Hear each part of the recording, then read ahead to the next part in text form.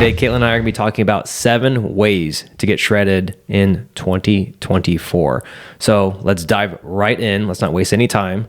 Number 1, make protein the biggest part of each meal. So we're talking about chicken, beef, fish, eggs, etc.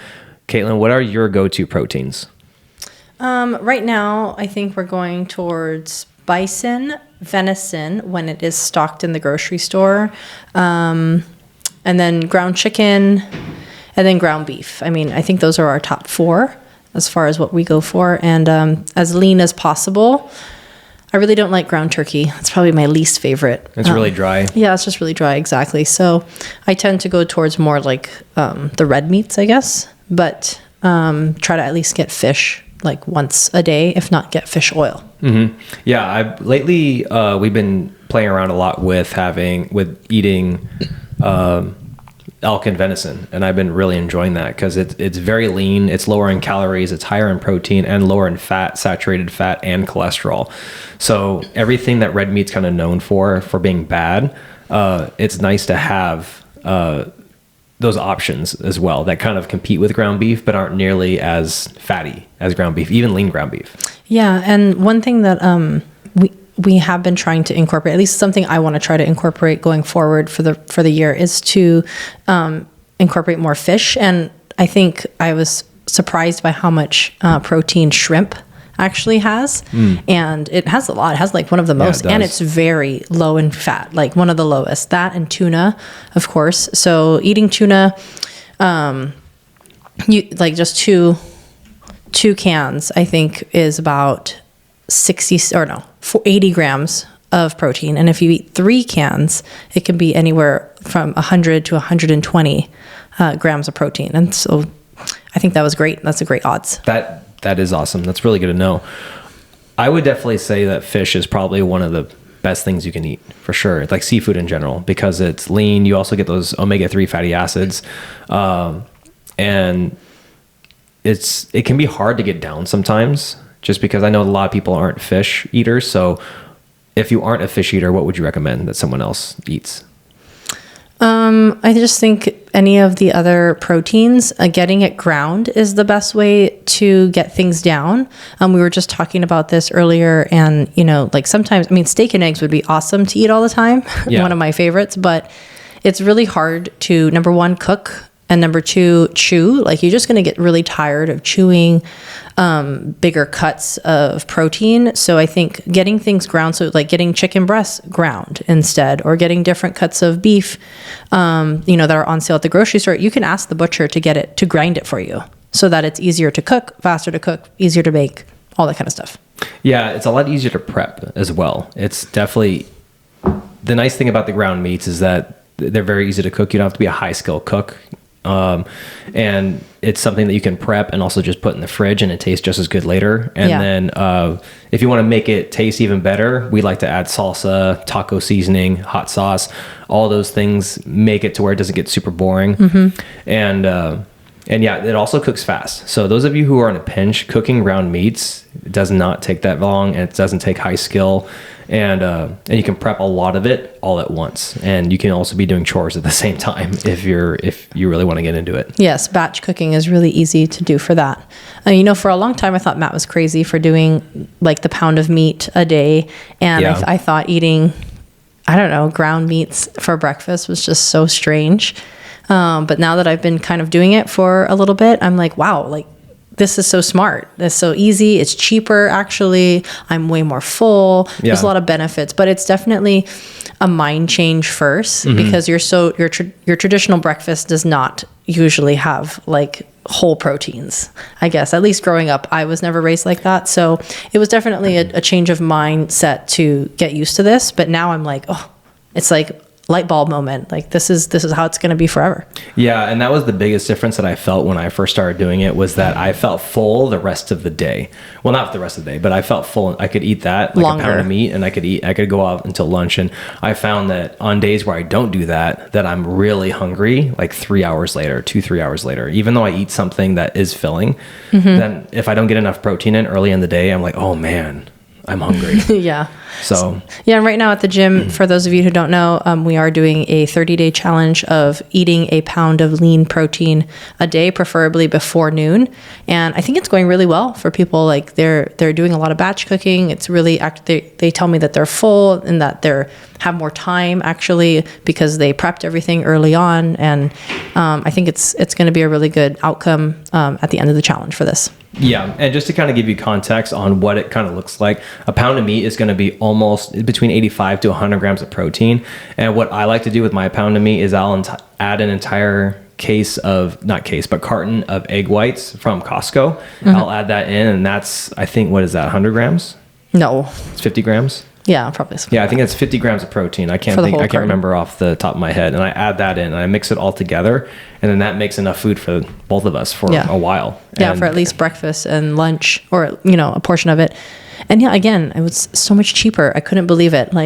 People always say like, oh, eating healthy is so expensive. But I mean, after experimenting for the last few years with different styles of eating, I'm like, wow, this totally makes sense because we just got in so much protein, and everyone knows that's like the most expensive part of eating healthy. Yeah.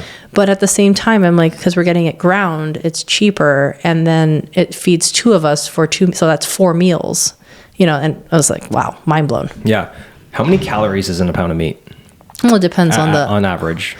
Oh gosh, I want to say it's about 600 for 600 to up to 1,000. Like duck, like that was the fattiest one because we just did. 1,000? Yeah. Well, no, it's more. Okay, for a pound. It's like maybe 1,200 calories. Okay. So ground beef, I think, is around 800. Probably don't eat that every day. Yeah, I think ground beef is right around 800. Yes. Yeah. But it's really hard to eat a pound of meat in a day, so you are significantly still under on calorie counts, which allows you to have some leeway later on in the day if you can't be 100% healthy. Yep, and we'll talk about sides next. Yeah, absolutely. All right, let's move on to number 2. Snacks should be fruit, veggies, or high protein dairy. Yeah, I mean, I think the only thing for snacks that we eat is yogurt, and then some like jerky maybe, or like beef sticks, and fruit. And like maybe like carrots and, vegetables like that. But seriously, I don't eat any other snacks. I don't even crave any other things, honestly. Like, it's so weird that like my palate is changing so much in the last year, right? Especially, and I think it's just by cutting things out. And then when I go back to try it, because I used to like it, I'm like, wow, actually, I don't like this at all. So which is kind of relieving in the sense that like, wow, I don't even have to buy it because I don't like it anymore. Yeah, I mostly stick to fruit. Yeah. Just so you know, if you eat a pound of strawberries, that's only 35 grams of carbs. Wow, yeah, and that's fun fact. That's a lot of strawberries. And that's a lot of strawberries. So just to let you know that fruit is a great option. Like meat and fruit are a great option because they're super low in calories. They fill you up. They give you fiber, vitamins, minerals, iron.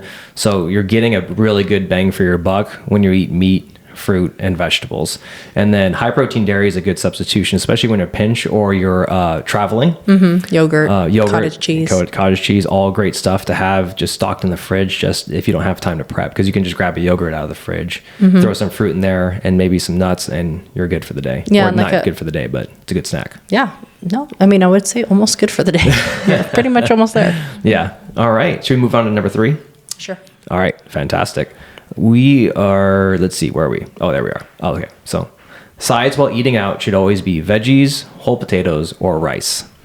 Yeah. I mean, I think a lot of this is kind of coming down to it's just changing your mindset on what you're going to eat. And so when you go out to eat, at least I don't know. For us, when we go out to eat, that's like kind of where I splurge a little bit. So that's when I'll have like, potatoes and stuff like that. But at home, I rarely cook that because honestly, it takes too much time. It does take time to cook potatoes. And I don't have time to do that. So I just don't even eat it. Or just like pastas and rice and stuff like that. I don't make it at home because it just takes too long and I don't need it. So that's kind of what I splurge on when I go out to eat.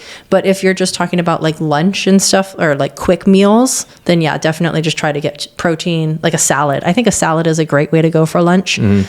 Great option, to grab anywhere, and then just be really moderate on dressings, and then anything you add into that as well. Yeah. And it's nice because you don't have to count calories as much when we're doing this. So if you're doing meat, fruit, vegetables, a little bit of potatoes and rice. You don't have to be worried about too much about your caloric intake because they're already lower in calories, so low, except for maybe the potatoes and rice. As long as you're doing that in moderation, and preferably you're doing that post-workout as recovery to replenish the glycogen stores from being depleted during your workout, you're going to be just fine as long as you don't overeat on calories on those particular carbohydrates. Yeah, and I was just talking about this the other day too with someone and trying to explain to them, like, we really don't need a lot of carbohydrates. Like, I think, again, changing the mindset of like, oh, I don't actually need this. My body can fuel and feel really good on just mostly protein, fat, and very few carbs. But it's about going through that process of elimination and eliminating things from your diet and then seeing how you feel, how you react. How do you react when you reintroduce these things? Oh, I actually feel worse. I'm inflamed. My joints hurt. All these different, you have to be very mindful about that and then make that conscious decision of like, actually, I don't need that. I don't need rice. I don't need pasta. I don't need that as a side. Exactly. And I would even argue that people who are sedentary or work desk jobs don't even need carbs at all. Yeah, they just need seriously. Protein and vegetables and fruit. If you stick to those three, you're going to be just fine as long as your proteins are lean and not processed. Yeah, because I mean, I am very active. Matt is very active. And we don't even eat that much carbohydrates. It's hard to eat that much carbs. And we're very active people. And I feel like anybody who's doesn't have an active job to begin with, like, you don't need very much. Yeah, you really don't. Just cut it out and just watch how much your body changes. It's amazing. 100%. Let's move on to number 4. All drinks should be 0 calories, even coffee. This is, I think, something where a lot of people will sneak in calories. I mean, how many calories do you think a Starbucks Frappuccino has? Oh my God, so 500? So much sugar. At it's least. like drinking dessert with a little bit of coffee flavoring, if that. Yeah, you should just try to stick with water, electrolytes added to your water. I mean, salt is like the enemy of sugar. So sometimes when you're craving sugar, you should just increase your salt intake and it'll curb your craving for sugar. Right. Also, if you're craving sugar, you could be dehydrated. So again, increasing your water intake, or I like to add electrolytes. I like to add electrolytes to our drinks, even our kids' drinks. Like, they ask for juice, and we don't really give our kids juice at all. And so instead we add like emergency, like we split a half packet of emergency between all of them, and it gives them some flavoring and also gives them some vitamins. Or we use like Mio, the drops, or Propel, and we just split it amongst them so that there's just a little flavoring. Yeah, but just a little bit. Other than that, I mean, we don't drink juice. Milk is probably the only other drinks that we have. Yeah, so definitely you're going to want to avoid sugary sodas or coffee-based drinks with a ton of sugar and cream in it, because those definitely don't serve you. And plus, like, they're not that big, and you're drinking a ton of calories, which you can't use elsewhere. Like, for example, there are some Starbucks drinks that are almost as many calories as there are in an entire pound of meat. Yeah. So, yeah, seriously. Yeah, it's actually really close. I mean, I'm not going to say it on here because I don't know for sure, but I'm sure it's pretty close. Oh, 100%. In terms of calorie count. So stick to those things: coffee, water, and then if you do have coffee, keep it black or low calorie sweeteners. I actually think diet soda isn't that bad. I think if you do have a sweet tooth and you have to have something sugary, a sugary drink, because I'm kind of like that. I like flavored drinks. I like having a little bit of sweetness. So I think that that's a nice way to curb it, because it's one of those neutral things where it's not good for you, but it's also not as bad as people think. So just don't overdo it on the diet soda. But if it's between that and Starbucks, or that and an actual soda, a diet soda is actually not a bad choice. Yeah. Especially if you're training yourself. Or what about the sparkling drinks that you get, like those sparkling sodas that you like? Yeah, there's some probiotic sodas that are really good. You can get those at Sprouts or Whole Foods. I like those because I'm one of those kids that grew up drinking 3 sodas a day. Like, remember Surge? Yes. Yeah, I used to drink those.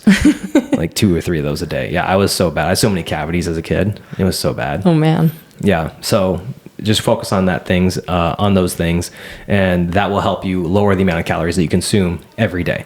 Let's move on to number 5. This is one of my favorites. You want to resistance train a minimum of 3 times per week with a structured program. No winging it. Yeah, I mean, as long as you follow a structured program and like Matt said, do at least 3 times a week.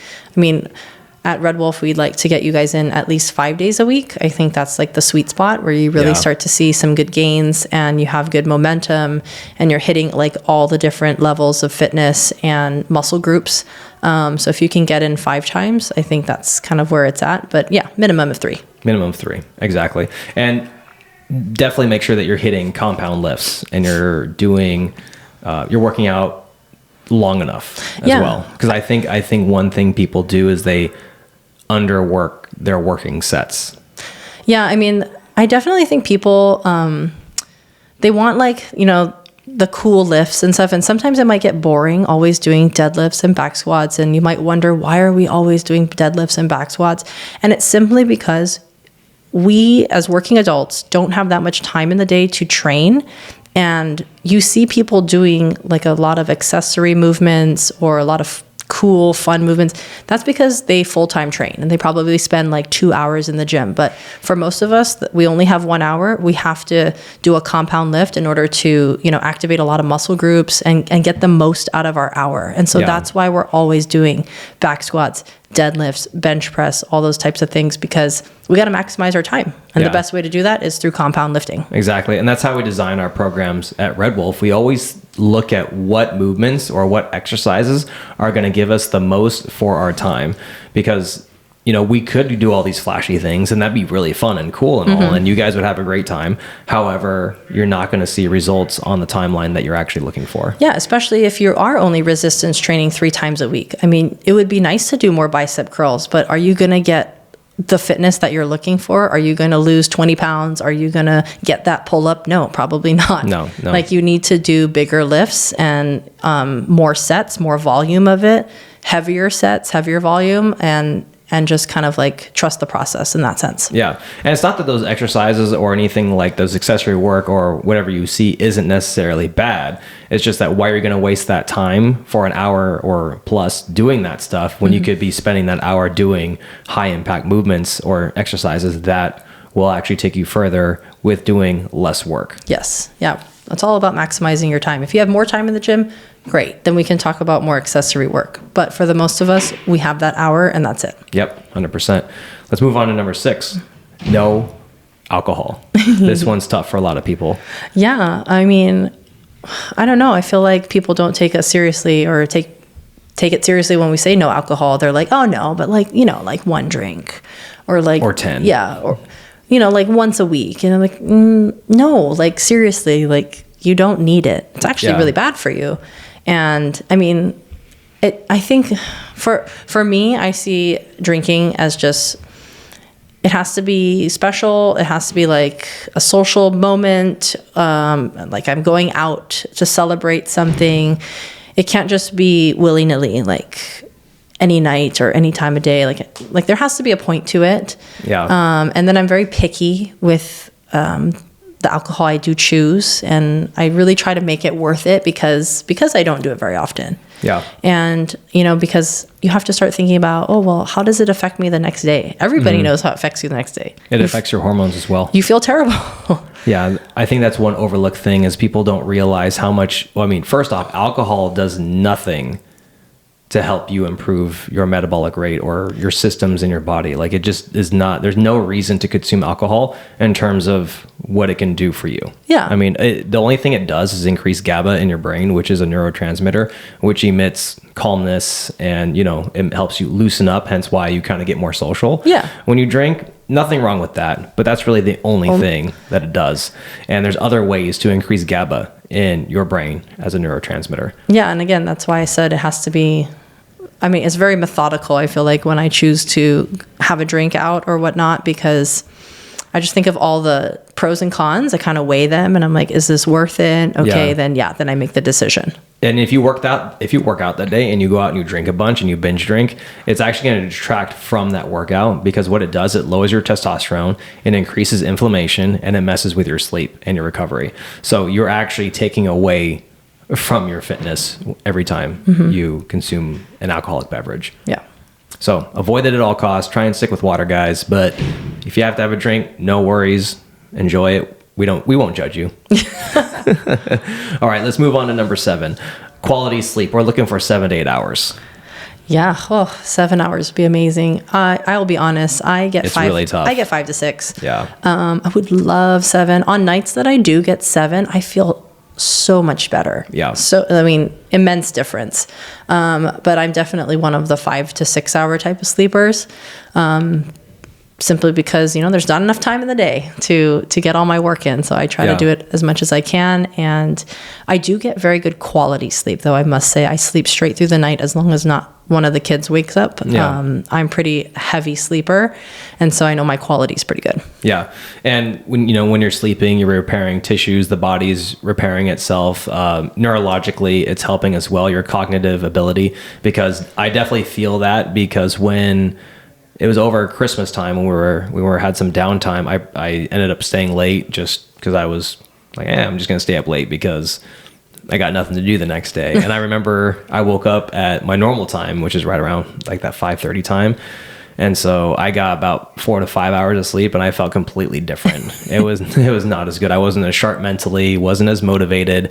I just didn't feel myself. So that is something that I'm like, oh, it really does make a difference, because kind of when you get into a routine, you don't notice it, and then once you do have something, you break that, you're like, oh no, I don't feel even myself. Yeah, absolutely. Yeah, it definitely affects your recovery. And if you're like me and you're just kind of like anal about like, oh, well, I have back squats on this day and I got to make sure I get enough sleep.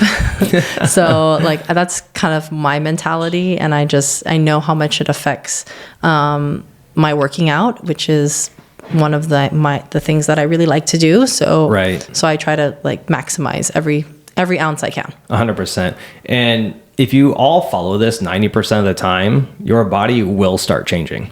Yeah, 90%, because that's an A still. So you have to at least be hitting that. Yeah. All right. So we're going to kind of give a full summary of everything we talked about, and then we're actually going to go into a framework on how to kind of start executing on this. So just a summary, if you want to get in the best shape of your life, or you want to get shredded in 2024, you have two options. One, you can either limit let me say that again. One, you can either limit the amount of food that you eat, or two, you can limit the types of food that you eat. And it's true that anything in moderation works, but let's be honest, most people don't have an off switch. So stick to meat, fruit, veggies, and high protein dairy like cottage cheese and Greek yogurt. And I guarantee you all, if you do this for the next 90 days, you will look significantly different. And you won't have to track calories. You won't have to track macros. Again, if you stick to meat, fruit, veggies, high protein dairy, avoid alcohol, avoid drinking anything that's high calories, stick to water, black coffee, avoid alcohol, and you get high quality sleep, things start getting very good very quickly. You're also going to notice your energy is going to be better. Your cognitive ability is going to be better. So you'll have a sharper brain. And also, did I mention your workouts will be better? And that you'll just feel better overall. Yeah. You'll just feel good. Yeah, I think so. All right, let's kind of move into a framework for, I know that the information is one thing. So we just provide you guys with 7 steps on how to get shredded in 2024. Let's move into a framework now on how you can actually execute upon this, because knowledge without action is pretty much useless. Am I right? Mm-hmm. So in order to be exceptional, you're going to have to be the exception. And I think one of the biggest things that's going to hold people back from doing this is actually going to be the opinions of other people. What do you think? Yeah, I saw a bunch of posts like at the new year of everybody saying like, let's normalize, getting quality sleep or eating healthy and all this stuff, because I think a lot of the times people hate on like when you start making healthy decisions, kind of like there's those haters out there like, oh, why are you being no fun? Or how come you're not going out anymore? How come you're not drinking as much?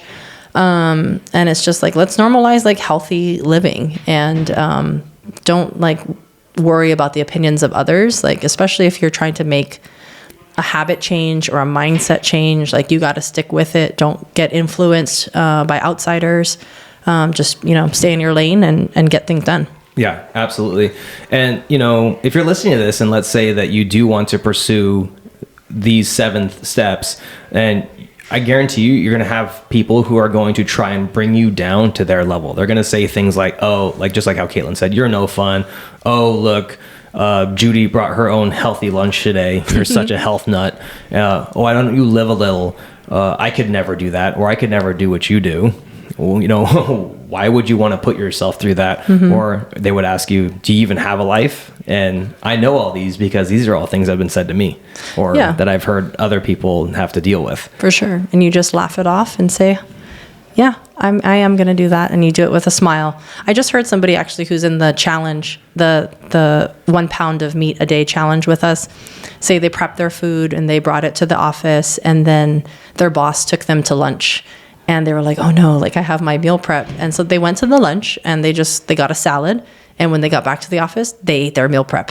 Yeah. And they just like made sure it still got done. They still were social. They still got to go out, did all that. But they focus on their priority too of what they're trying to get done right now. And that's to stick to the pound of meat. And they really did it. And I'm so proud of them. And if everybody could just have that discipline and that mindset of, no, I told myself I was going to do this and I'm going to execute. That is the first step. I just told my dad the other day to not eat rice. And you have to understand, my dad, I'm from Hawaii. He's very old. He's 74, and eating rice is like a part of his life. I mean, every morning he makes it. And so I said, Dad, like, I think you can go 30 days without eating rice. And he was like, no, there's no way. And I was like, you got to challenge yourself. Like, what else are you doing? Because my dad is retired and he doesn't really do much other than work out and, mess around the house a little bit. So I was like, just give yourself a little challenge. And he goes,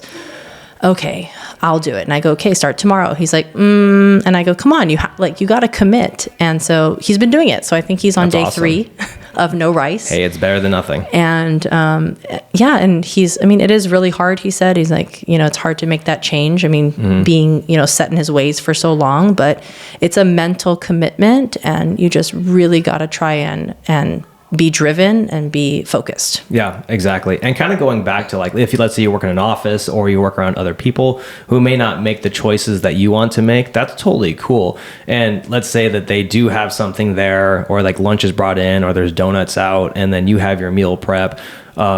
If they ask you and that you don't want that, one thing that is a good tip that I heard is that you can just kind of be more practical about it and just say that, hey, I did prep this meal. It's going to go bad soon, and I hate wasting food. So I'm going to go ahead and eat this, but that looks amazing, but I really don't want to waste my food again because I've wasted it before. And I also don't want to waste my time because I took time to prep this. Just saying that it's going to go bad, I'd be like, oh yeah, definitely you should eat it then. Yeah. I mean, just make it about practicality. Don't make it about feelings. Don't make it about like I'm trying to be healthy. Just be like, oh, just make it practical. Yeah. Like, I just don't want it to go bad. I don't want to waste. I put a lot of time into this. That's actually a really good one. I like it. Yeah, absolutely. And the people who still will choose to hold you back, the reason why they do it is because that they know that if you can do it, then they can do it. It's insecurity. Yeah, absolutely. And they don't want to feel bad for the choices that they're making. Yeah, they know that they could do exactly what you're doing, but for whatever reason, it's not time for them. And I don't know what it is, but people love projecting their expectations onto other people. Yeah. I don't know what it is, but people love doing that, even without, like, I didn't ask for your opinion, but thank you for projecting your expectations onto me. Yes, all the time. A prime example is, people obviously can tell that Matt and I are trainers, or we own a gym or something. And so whenever we go out to the grocery store, for example, right, and they see us buying groceries and they see like, whatever, healthy food, I guess.